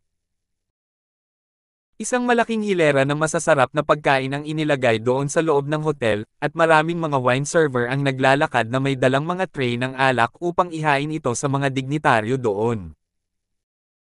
Sinabi ni Kent kay Lance, Lance, lahat ng pagkain dito, maaari mong kunin ang kahit anong gusto mong kainin sa iyong sarili, at maaari mo ring inumin kung gusto mo. Mabuti. Pupunta muna ako dyan para kamustahin, gagawin nyo ni Xianger ang gusto nyo. Tito Kent, mauna ka na. Nakita ni Kent ang kanyang kakilala at abala sa paglalakad patungo sa kanyang kakilala. Nang makita ni Sally Brown ang cake sa mesa, agad siyang nagkaroon ng gana, at abala sa pagkuha ng 2 plastic na plato at paghiwa din para kay Lance. Here! Inabot ito ni Sally Brown kay Lance. Hindi ako mahilig kumain ng mga ganito. Naputol na, gusto mo bang bawiin ko? Pinandilatan ni Sally Brown si Lance. Tumawa si Lance at kinuha ang plato. Sa sandaling iyon, isang grupo ng mga tao ang pumasok sa pintuan, tumangala si Lance at isa sa kanila ay si Rit Ian Zhao. Nakita ni Rit Ian Zhao si Lance at natigilan. Nagtanong ang isang lalaki na naglakad sa harap ni Rit Ian Zhao, Rit Ian, ano, may nakilala kang kaibigan? Napabuntong hininga si Rit Ian Zhao, friend fucking friend, no? Mas katulad nito ang kaaway, kaibigan. Ang Wugang Jie sa likod ni Rit Ian Zhao ay nagsabi, Uncle Liao, siya si Lance. Ang taong iyon na tinawag na Uncle Liao ay ang ama ni Yuan Liao, si Shelton Liao, na, bilang isang miyembro ng London City Fangyuntang Influence, natural na hindi magagawa kung wala sila para sa isang summit event tulad ngayon. Sa hindi inaasahan, sa sandaling siya ay pagpasok niya sa pinto, bumangga siya sa maalamat na si Lance. Yoho! Ikaw ang maalamat na si Lance, ang numero 1 masamang kabataan ng katanyagan ng White Cloud High School. Tumingin si Shelton Liao kay Lance na may balbas at mukha na puno ng mga banter na ekspresyon. Walang pakialam na tanong ni Lance, hindi ako nangangahas, sino ang iyong kamahalan? Sa likod ni Rit Ian Zhao, umungal si Wugang Jie, hindi mo rin kilala si Tio Liao, bagay na hindi nagmulat ng iyong mga mata. Lance trailed off? Hindi naman kasi siya kilalang figure, para saan ko siya kilala? Nagalit si Shen Liao sa loob nang marinig niyang sinabi ni Lance na hindi siya kilalang tao, isang school bully din ang naglakas loob na baliwalain siya ng ganoon, kahit maging number 1 ka sa paaralan, pagdating mo sa lipunan, ikaw. Mga basura pa rin. Hindi ako sigurado kung ang iyong Panginoon ay nakakapagsalita ng kasing tawgi mo kapag nakita niya ako, sabi ni Shen Liao. Lance, mayroon ka talagang momentum ng isang bisyo na binata. Sinusundan mo si Kent Brown, tama, Kent Brown, ha, isang hamak na negosyante. Nakatayo sa likod ni Lance, medyo natatakot, nahulaan kaagad ni Sally Brown na ang taong ito ay si Liao Buffalo, ang pangatlong master ng Windcloud Hall, isa sa tatlong pangunahing irregular na puwersa. Sa sandaling ito, si Kent, na nakikipag-usap sa isang kaibigan mula sa mundo ng negosyo, ay itinoon ang kanyang mga mata sa pasukan at nakita sina Lance at Shen Liao na nakatayong magkasama bilang isang grupo ng mga tao. Si Kent ay abala sa paglalakad papunta sa kanyang kaibigan na nag-chat sa kanya. Sinabi ni Kent, "Hello, Senior Liao." Ang kaibigan na dumating kay Kent ay abala rin sa pagbati kay Liao Buffalo. "Hello, Senior Liao, marami na akong narinig tungkol sa iyo, ako si Chi Yunshan, ang CEO ng Heng Yuan Company." 149. Hindi tiningnan ni Shen Liao ang tinaguriang matandang boss na si Heng Yuan na si Chi Yunshan, sa kanilang mga mata, kahit sinong matandang amo ay mas mababa ang antas. Tumingin si Shen Liao kay Kent Brown. Nakaramdam si Kent ng bahagyang banta sa loob. Sinabi ni Liao Buffalo, "Ikaw si Kent, ang general manager ng Changliu Group." Ngumiti si Kent at tumango, "Oo, hindi ko inaasahan na makikilala ako ni Senior Liao, sana alagaan ako ni Senior Liao." "Bahala ka, hehe, syempre ako ang bahala sa'yo, pero itong bodyguard na kinuha mo ay parang kulang sa paningin." Ano ba ang sinabi niya? Sabay talikod ni Liao Buffalo at tinanong ang nasa likod niya. Si Wu Gangjie sa likod niya ay abala sa pagsasabing, "Tito Liao, sinabi niya lang na hindi ka kilalang tao, hindi ka niya kilala." Si Kent ay abala sa pagsasabing, "Senior Liao, bagamat si Lance ang bodyguard na kinuha ko, lahat sila ay mga bata pa, kaya't huwag kang makisama sa kanya." Bumantong hininga si Shen Liao. "Sige, hindi angkop ang okasyon ngayon para sa akin na magkaroon ng pangkalahatang kaalaman tungkol sa kanya. Disiplinahin mong mabuti ang iyong mga bodyguard sa hinaharap, kung hindi, madali kang masangkot sa gulo." Pagkatapos sabihin iyon, lumayo si Shen Liao, ngunit may isa pang lalaki na umakbay, ang ama ni Rit Ian Zhao, si Quentin Zhao. Si Kent Brown at ang iba pang mga boss ay abala rin sa pagbati, "Hello, hello, Zhao." Tumingin si Quentin Zhao kay Lance at sinabing, "Ako ang ama ni Rit Ian Zhao, Lance, muntik mo nang patayin ang anak ko noong araw na iyon, anak, tatandaan ko ito." Agad na bumantong hininga si Sally Brown at sinabing, "Hindi, si Rit Ian Zhao ang unang nagtangkang patayin si Lance gamit ang isang kutsilyo." Sabi ni Lance, "Paano kung naaalala mo, huwag mong isipin na makapangyarihan ka."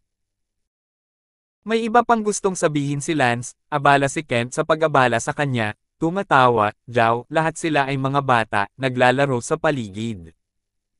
Sa paaralan, Zhao, dapat kang maging mas responsable." Ngumuso si Quentin Zhao, "Kent, ipinapayo ko sa iyo na kumilos ka." Nagsimula na si Lance na akitin ang atensyon ng Fangyun Hall, "Mag-ingat sa pagsunog ng iyong sarili." Pagkatapos sabihin iyon, lumayo si Quentin Zhao. Pagkatapos ng lahat, si Lance ay isang estudyante, lahat sila ay mga kagalang-galang na tao, ang labis na pagkakabuhol kay Lance ay makakasira din ng kanilang imahe, kaya hindi na nagsalita pa si Quentin Zhao. Tumingin si Rit Ian Zhao kay Lance at sinabing, "Lance, tapos na ang iyong magagandang araw sa paaralan." "Yeah!" Iniwan ni Lance ang kanyang bibig sa paghamak. Ang nasa tabi ni Rit Ian Zhao, si Wu Gangjie, ay nagsabi, "Lance, hindi mo malalaman, hindi ba? Sa susunod na Lunes, ang Siling Sword Warrior, si Yuan, ay ibibitin ka." "Hahaha, what a hanging, bakit hindi mo siya nakikita dito ngayon? Hayaan mo siyang pumunta at bitayin ako ngayon." Sabi ni Lance. Sinabi ni Wu Gangjia, hindi nararapat na narito si Gowan ngayon, naglakas loob ka lang na magsalita dahil wala siya rito, kung talagang nakatayo siya rito. Baka naiihi ka sa buong red carpet ng hotel. Sinabi ni Lance, wala ka bang numero ng telepono niya? Halika, tawagan siya ngayon at sabihin sa kanya na halika na bitayin mo ako, maglakas loob ka ba? Napabuntong hininga si Wu Gangjia, labanan mo lang. Gayunpaman, pinigilan siya ni Rit Ianzhao, napabuntong hininga si Rit Ianzhao, sige, huwag mong sayangin ang hininga mo sa kanya, tingnan natin kung tumatawa pa siya sa susunod na linggo. Ibinaba ni Wu Gangjia ang kanyang telepono at naglakad palayo na may kasamang ugong kay Lance. May dahilan kung bakit hindi dumating si Yuan Liao ngayon, 2 beses na sinampal si Yuan Liao ng pagkatalo ng Dark Warrior, namamaga pa rin ang mukha niya na parang bola, paano siya maglalakas loob na magpakita sa pagkakataong ito, mapapahiya si Liao Buffalo, kaya tapat na nanatili si Yuan Liao sa bahay. Pagkaalis ni Rit Ianzhao at Wu Gangjia, sinabi ni Wu Gangjia, bakit hindi mo ako hayaang tawagan si Yuan? Hindi mo ba nakikita na napakayabang ng batang si Lance? Ayaw kong marinig ni Yuan ang ganoong kangas na pananalita mula kay Lance. Ngumuso si Rit Ianzhao. Paano kung malaman ni Gowan at hindi na siya makapagpigil at talagang sumugod dito para bugbugin si Lance? Si Yuan ay namamaga pa rin na parang bola, hinayaan mong magwala si Tio Liao sa harap ng napakaraming malalaking tao, panalo pa rin si Tio Liao, hindi kita alagaan. Hindi ko naisip na mapupunta ang aspetong ito, mukhang impulsive talaga ako. Pero hindi bale, sa susunod na Lunes, tiyak na ibibitin ni Yuan si Lance noon, kaya paano kung maghintay pa ako ng 2 araw? Sinabi ni Kent, Lance, ang grupong iyon ng mga tao ngayon ay ang mga tao mula sa kapangyarihan ng Fang Yun Hall, mas mabuting huwag masaktan ng kaunti. Tito Kent, sa susunod na linggo bubugbugin ako ni Yuan Liao, sa tingin mo, may posibilidad pa bang hindi sila masaktan? Maliban na lang kung hayaan ko siyang bitayin ako, pero sa tingin mo, posible ba iyon? Kaya, humanda ka na masaktan. Sila. Hindi alam ni Kent Brown kung ano ang sasabihin at sa sobrang takot ay maaari lamang siyang gumawa ng isang hakbang sa isang pagkakataon. Si Kent Brown ay bumalik sa pakikipag-chat sa iba pang mga boss, habang sina Lance at Sally Brown ay parehong kumakain ng kanilang pagkain. Sinabi ni Lance, bakit hindi mo ako pinag-uusapan ngayon? Ano ang sinasabi mo? Dati, lagi mong sinasabi na hindi ako qualified na bodyguard, lagi akong nanggugulo sa tatay mo, ngayon sasali ako sa Big Power na Windy Hall at madadami ang tatay mo sa panganib. Muli, bakit hindi ka umimik? Sinabi ni Sally Brown, naniniwala ako sa iyo, bukod pa, kung ano ang darating ay darating, hindi tulad ng ikaw ang nagkusa na guluhin sila, ito ay mga tao na gustong guluhin ka sa unang lugar, ano man ang mangyari, basta habang nasa tabi kita, wala akong kinakatakutan.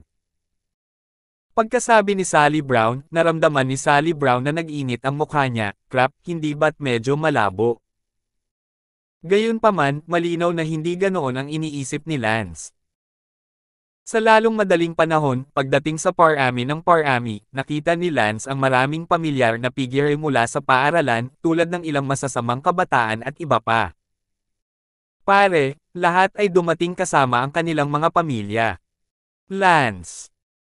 Sa oras na ito, isang magandang figure ang lumitaw sa harap ni Lance, tumingin si Lance, ito ay si Leslie.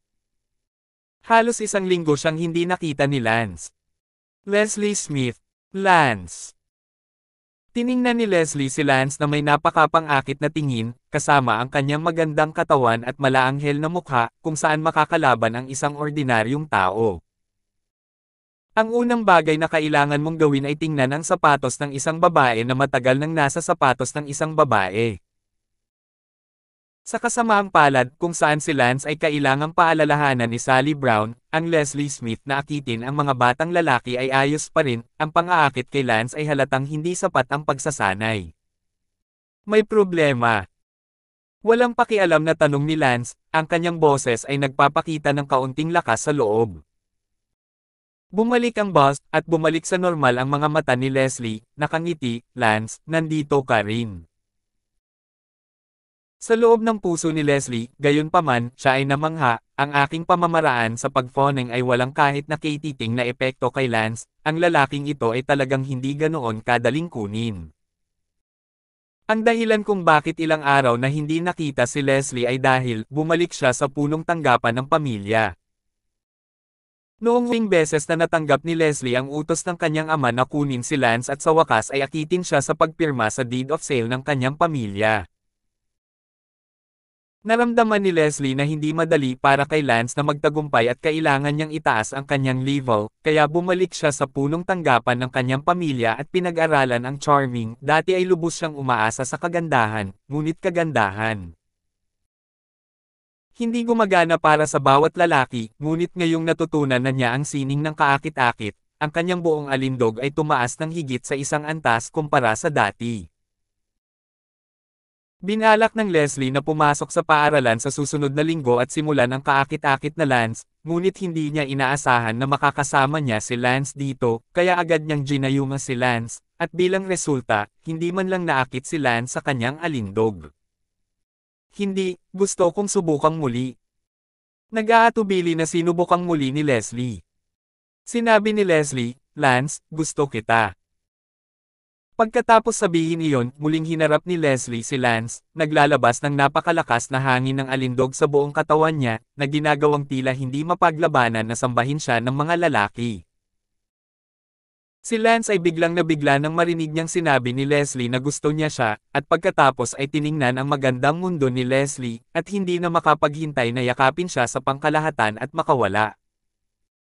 Evaluation, ang Leslie ay talagang napakaganda, hindi mahalaga ang katawan at mukha ay hindi nagkakamali. Bangulong si Lance, gusto mo talaga ako. Walang humpay na tumango si Leslie, manamham. Isang mahiyain, walang hanggan, mapagmahal na babae. Si Sally Brown ay hindi na makatingin, naramdaman din niya na si Leslie ay masyadong kaakit-akit, si Lance ay tila may kaunting maling tibok ng puso at paghinga. Si Sally Brown ay abala sa pagkurot kay Lance sa kanyang likuran, ang kanyang puso ay sumumpa, Lance, masama kang tao, hindi ako papayag na magkaroon ka ng nararamdaman para kay Leslie. Sa oras na ito, puminahon si Lance, kinilabutan ang kanyang puso, nakakaakit pala si Leslie, halos tamaan lang siya ng alindog ni Leslie. Si Lance na nagising, malinaw na ang kanyang utak, wala na ang kanyang tibok ng puso. Bumilis, ang kanyang paghinga ay maayos din, lamang, ang mga mata ay ang unang sentido, ang pagtingin kay Leslie ay nararamdaman pa rin na siya ay maganda. Siyempre, ang pangunahing dahilan ay ang Leslie ay maganda sa kanyang sarili, kaya't ang kanyang kaakit-akit na pamamaraan ay napakaganda. Makapangyarihan, kung ang isang pangit na babae ay maaaring mangakit, kapag ang kabilang partido ay gising at ang kanyang mga mata ay tumingin sa pangit, agad niyang isisiwalat ito. Ngunit si Leslie ay hindi, dahil siya ay maganda sa kanyang sariling karapatan, kaya kahit na siya ay gising, siya ay agad na malinlang sa pangalawang pagkakataon. Ang panloob na lakas ni Lance ay umakyat sa kanyang isipan, na nagpapahintulot sa kanya na magising ng buo. Natuwa na si Leslie, oo, hindi talaga kayang pigilan ni Lance ang aking alindog, hindi ko inaasahan na gagana ito sa pangalawang pagkakataon na inihagis ko ito, ibabad ko na siya. Dahan-dahang naglakad si Leslie patungo kay Lance, ang mga labi ni Leslie, mapula at mamasa-masa, sobrang nakakaakit, tulad ng isang pulang mansanas, hindi mapigilan ng isang tao na kagatin ito. Gayunpaman, naisip ni Leslie na malapit na siyang magtagumpay, biglang sinabi ni Lance, tapos ka na bang magpatawa? Gusto mo bang sipin ko ang iyong asno? Ah! Natigilan si Leslie Smith. Leslie Smith, iligtas mo. Lance, I really like you, can't you just give me a chance? At saka, saan ba ako hindi sapat para sa iyo, ang kalagayan ng pamilya ko, mas maganda ang lahat kaysa kay Sally Brown. Natigilan si Lance at lumapit ang kanyang bibig sa tenga ni Leslie para magsabi ng isang bagay. Namutla ang mukha ni Leslie at galit na sinabi, Lance, walang hiya ka. Pagkatapos sabihin iyon, bumantong hininga si Leslie at naglakad palayo. Nagtanong si Sally Brown, ano ang sinabi mo sa kanya? Wala. Ayaw sabihin ni Lance kay Sally Brown. Dapat sabihin sa akin, ibinulong mo ba sa kanyang tainga na gusto mo siyang imbitahan para sa isang silid o kung ano? Bakit ka pa niya tatawaging walang hiya? Si Sally Brown ay mukhang binabasag niya ang kaserola hanggang sa dulo. Miss, huwag ka na masyadong ma-curious, okay? Hindi, gusto ko lang malaman na ikaw ang aking personal na bodyguard at ako ay nominal na superior mo.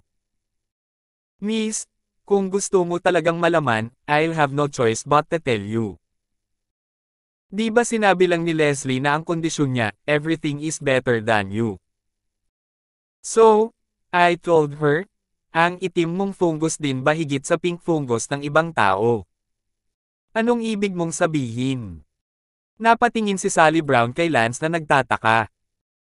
No way, hindi mo pa rin alam pagkatapos ng lahat ng ito, gusto mo bang ipaliwanag ko ito sa iyo? Pawis na pawis si Lance, napakalinis niya para malaman ng isang crossdresser, ngunit alam ng ginang. Hindi ko alam. Hindi ko nga alam kung ano ang ibig sabihin nito, kailangan mong magpaliwanag.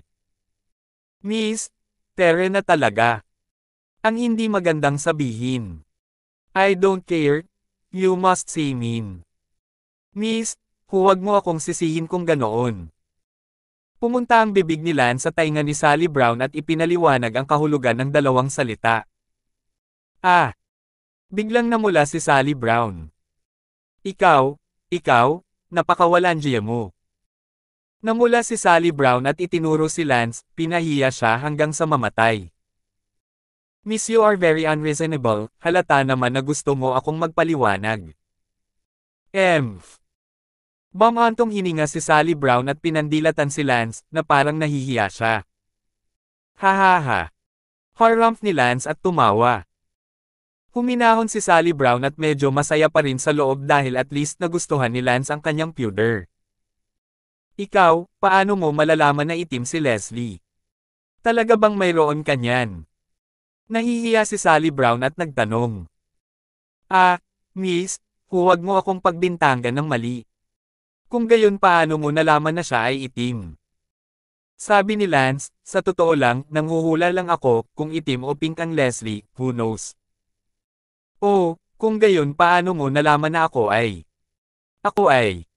pink. Napayuko si Sally Brown sa hiya at sinabi. Humalaklak si Lance, Miss, your eyes clean, kung ito ay itim, hindi ako maniniwala dito hanggang sa mamatay. At saka, noong gabing iyon, nagpalit ka ng damit na hubot-hubad, isang casual na tingin ay maiintindihan ito. Ikaw. Naalala ni Sally Brown ang araw na iyon at tinapakan ang kanyang paa sa galit. Si Lance ay abala, sige, huwag mo nang pag-usapan ang ganitong uri ng paksa, miss, kailangan mong ihinto ang pagnanasa, kaya't huwag mo nang isipin ang aspetong ito. Sino ang nag-iisip tungkol dito, ha, huwag kang pansinin.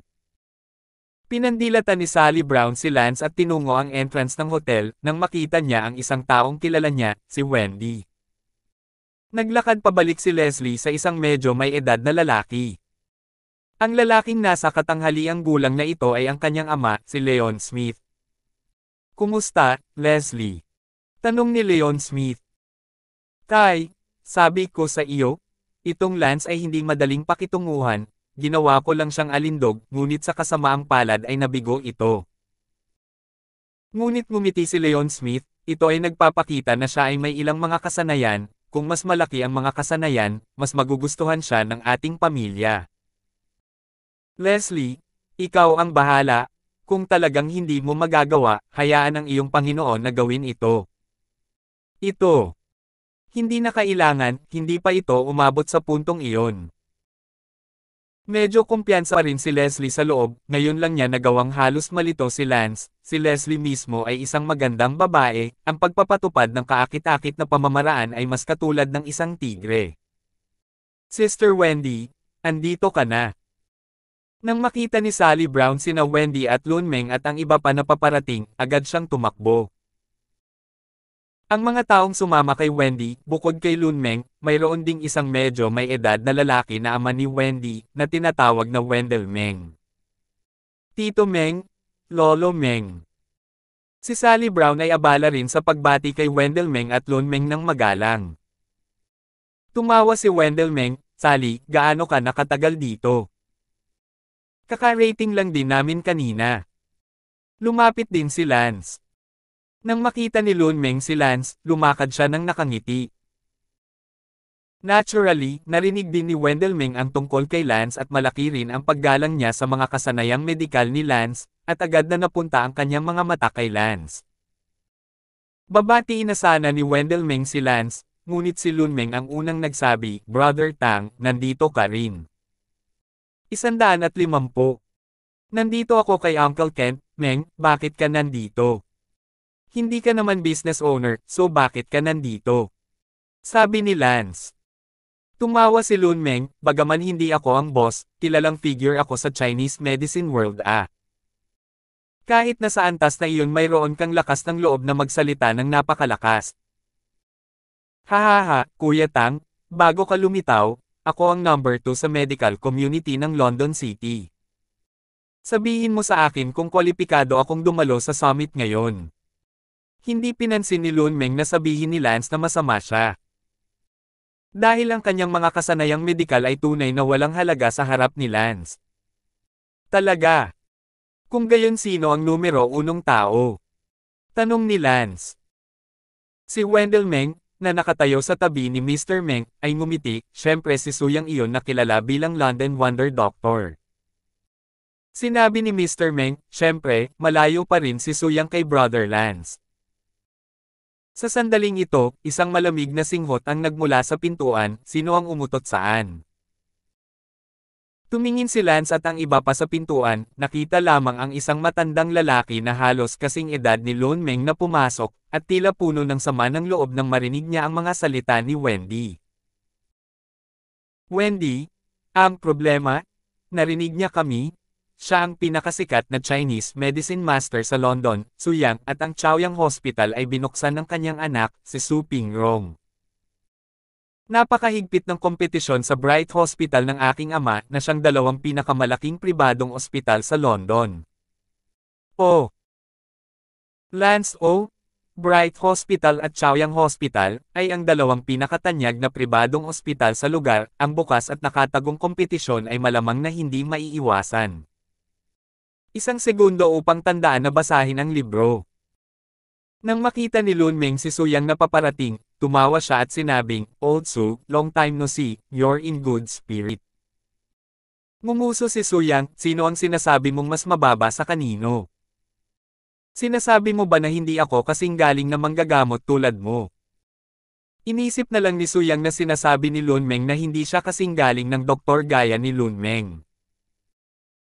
Tumawa si Lunmeng, "Sulaw, wala akong mood makipagtalo sa iyo kung sino ang mas magaling sa medisina, ikaw ang numero 1 sikat na doktor sa London City." Si Wendy, na nakatayo sa tabi ni Lance, ngunit iniwang nakabuka ang kanyang bibig, "Ano ang numero 1 sikat na doktor? Hype up, ang aking lolo ay walang malasakit sa katanyagan at kayamanan, ayaw lang mag-isip." Nang marinig ni Lance ang mga salita ni Wendy, tila naintindihan niya ng kaunti, "Ang pamilya Meng at ang pamilyang Su, natatakot ako na hindi maganda ang relasyon." Sa sandaling iyon, pumasok ang isa pang batang lalaki sa pintuan, nakilala siya ni Lance, ito ay si Su Yuhao, isa sa 5 baliw ng Palanan High School. Nakita ni Su Yuhao si Lance at natigilan. "Bakit ka nandito?" Kumunat ang noo ni Su Yuhao kay Lance. "Bakit hindi ako makakapunta dito?" sabi ni Lance. Sina Lunmeng at Suyang, na nakatingin sa isa't isa sa lahat ng direksyon, ay hindi maiwasang tumingin din kina Lance at Su Yuhao. Ang nasa katanghaliang gulang na lalaki sa tabi ni Suyang ay abala sa pagtatanong, "Yuhao, kilala mo ba siya?" Sinabi ni Su Yuhao, "Tatay, siya ang no. Isa na masamang binata mula sa Palanan High School, si Lance." Nagulat ang ama ni Su Yuhao, ang pangalan ni Lance, narinig na niya mula sa kanyang anak, ngunit hindi pa siya nakakita ng totoong tao, hindi niya inaasahan na makakita ng totoong tao sa unang pagkakataon ngayon. Ang ama ni Suyuhaw ay tila labis na hinamak si Lance, at sabay nguso, kaya ang kasumpas-sumpa na numero 1 masamang kabataan ng Palanan High School ay ikaw.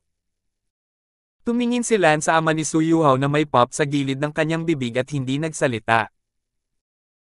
Tiningnan ni Suyang si Lance ng ilang beses at sinabing, "Binata, noong huling beses na binugbog ang apo ko sa paaralan, ikaw ang may gawa nito, tama ba?" Diretso na tumango si Lance at sinabing, "Ako mismo."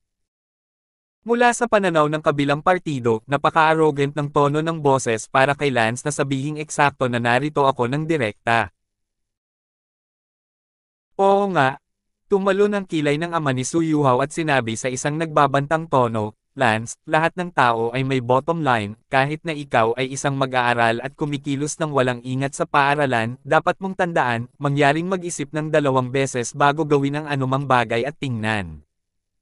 Kung kaya mong i-provoke siya." Hahaha, maliit na lungsod ng London, mayroon bang taong hindi ko kayang i-provoke? Sabi ni Lance. Ikaw. Medyo kinilig ang ama ni Suyuhaw sa mayabang na salita ni Lance. Nakita ni Suyuhaw na ang kanyang ama ay nagdurusa sa galit ni Lance, nalungkot siya at galit na sinabi kay Lance, "Lance, mangyaring magpakita ng paggalang sa aking ama, huwag kang lumapit sa akin kung mayroon kang sasabihin." Sinabi ni Lance, "Ang iyong ama ay hindi isang malaking tao, hindi isang kamag-anak, bakit ko siya igagalang, kung saan lumapit ako sa iyo, ha, Suyuhaw, sigurado ka bang kaya mo ito? Bakit hindi mo at ako ay magtakda up ng 1 oras sa susunod na linggo at magkaroon ng solo fight?" Naalala ni Suyuhaw ang kalupitan ni Lance, ang kanyang katawan ay nanginginig, kahit si Rit Ianzhao ay hindi maaaring makipaglaro kay Lance, siya, mas mabuting iligtas ito. Medyo wimpy ang dila ni Suyuhaw at sinabing, "Ikaw, hindi ka masyadong mayabang, sa susunod na linggo haharapin ka ni Yuan Liao."